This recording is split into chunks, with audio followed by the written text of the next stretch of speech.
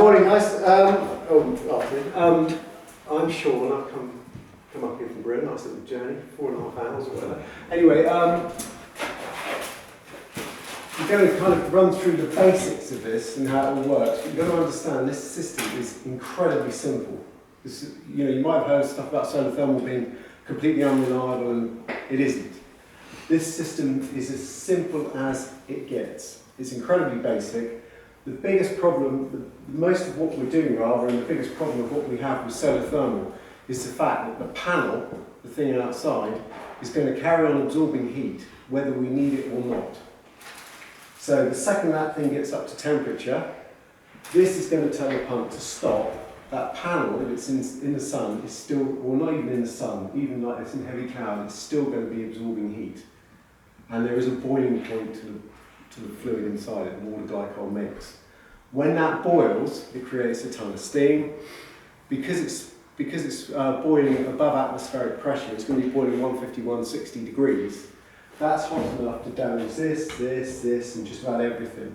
So that's why some of the stuff we do doesn't look logical until you remember that if the panel gets up to temperature, the cylinder gets up to temperature, and the panels. So, say for example, a customer goes away on holiday in the summer, and we've had a week this week.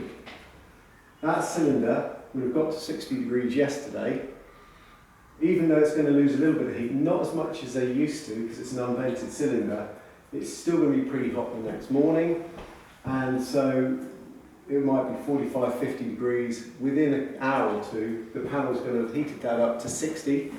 The reason we don't go above 60 with them is largely because you hit the calcification point. So depending on where you are, it's probably not much of a problem around here, but in a lot of places where you've got hard water, you basically fur up the whole inside of the cylinder. So that's one of the things that limits it. The other thing that limits it is if we go above 60 degrees, you're going to start putting thermostatic mixing valves and things on top of the cylinder to stop scalding the customer. So it avoids all of that. So it's 60 degree maximum temperature limit. So that gets to 60 maybe. Today it might have got to 60 at, turn this off, 10 o'clock in the morning, and power off again, battery. So basically, and all that's going to happen is that panel's going to get hotter and hotter and hotter. It's going to go 80, 90, 100, 120, whatever. It will get to the point where it will exceed the boiling point on the fluid if we're not careful, and then suddenly it's going to start producing steam. Only as much steam as there's fluid in the panel, but that will come out. So that's why we've got this pipework looping up and down, because you might ask yourself, why don't we just bring the pipe straight through the wall and straight into the cylinder?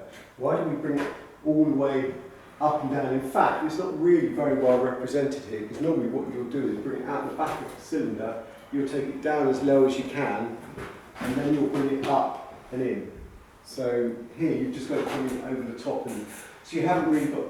It's not too bad in this case because you've got quite a big gap. All the lads know this. Yeah, that was only just the steam. Yeah, so the steam. What they do know about the reason is to trap steam, because that will actually. The biggest problem is the first thing that goes is this. Now these pumps are much more resilient than the old pumps used to be, but the steam goes on both sides of the panel. So that's the number one priority behind that. Then the next thing is, okay, so the panel, you've got a sensor on the panel recording the temperature, a sensor on the bottom of the cylinder, which is sensor 2. So I think we've got that shown up on here. The sensor 2 actually goes on the bottom of the panel. Now, if you're using a specialist solar cylinder, that would actually have holes to put the sensors in. You're not using a specialist solar cylinder because you want the flexibility of having smaller cylinders. They're only available as quite big ones. So what you're going to do is you're going to use a Jubilee clip and put the sensor on the top of the brass fitting coming out of the cylinder. So if we were to do that,